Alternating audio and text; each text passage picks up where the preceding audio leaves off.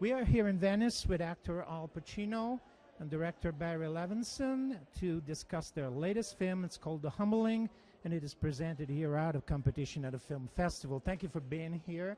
It's a pleasure. It's an honor to have you here both. And this film is based on a novel of the same name by Philip Roth. It's a novel about an actor, but it's also a novel, I think, that gives a different angle about the idea of acting. And I think we would like to know what made you want to acquire the property in the first place, and what made you click towards this project when you, I think you must have bought it like 3 or 4 years ago, something like that. Well, I thought that it represented an aspect of an actor I had not seen before.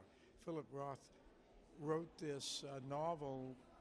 In a way, he was expressing what it's like to lose your appetite or your need to write, really. But he was putting it into an actor, because an actor losing their desire is much rarer. Is very unusual, because actors, the very nature of an actor is to act. It's called action. They even call action. So for that to suddenly stop is a real jolt. And I think our understanding of that, I mentioned it to Barry Levinson, who understood it completely, and we were kind of in sync as to what kind of movie we wanted to make. So we got together and found what was effective about it was that it had a lot to do with our lives, stuff we really know. And so we thought, how can we make this a movie? And then Barry and Buck Henry put together this script, which took a long time.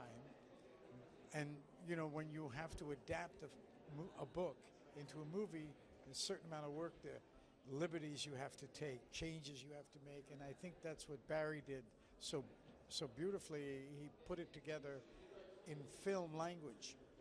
And I think once I saw that, I remember even calling, and we were talking. I said, Barry, it's there. It's a movie. Let's make it. Then the question was how to do it, and we of course got together with Avi Lerner, it was fortunate to meet with him, because he opened the door for us. But we had to find the time to do it, and consequently, you know, we had to do it in patches. Fits and starts. And he would call me. He would say, are you available on I'd say, yes, I'm available from the 3rd of September to the 7th. We'd go shoot. And we loved working this way. We found it was invigorating, and it made us think about a movie differently.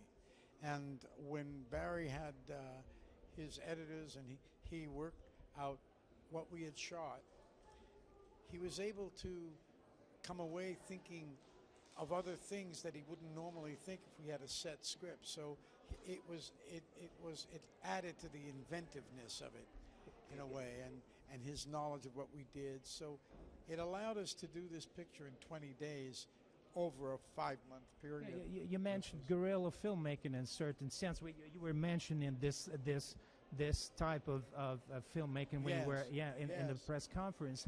Yes. Did this allow you to improvise some of your lines, to give something apart from what was written in the script, or was it complicated? Yes, continually.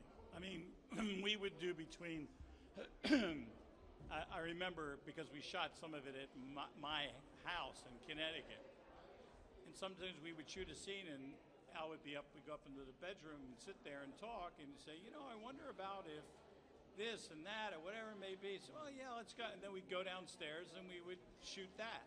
And so it continued to evolve, because you're trying to do a film about a man with all of the complexities and not just simply some straight storyline thing.